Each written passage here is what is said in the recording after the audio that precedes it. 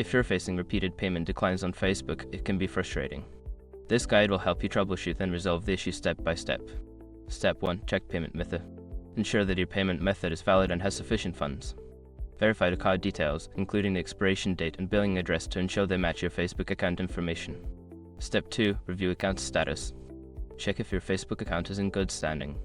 Any restrictions or issues with your account can lead to payment declines. Resolve any outstanding issues before attempting another payment. Step 3. Update payment information. If your payment method has changed, update your payment information on Facebook. Go to the payment settings and add a new payment method or edit the existing one to ensure it's current. Step 4. Contact your bank. Sometimes, banks may block transactions for security reasons.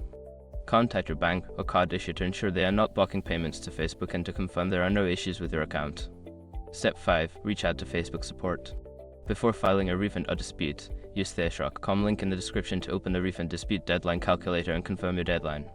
By following these steps, you should be able to resolve the repeated payment declines on Facebook. If problems continue, keep in touch with support for further assistance.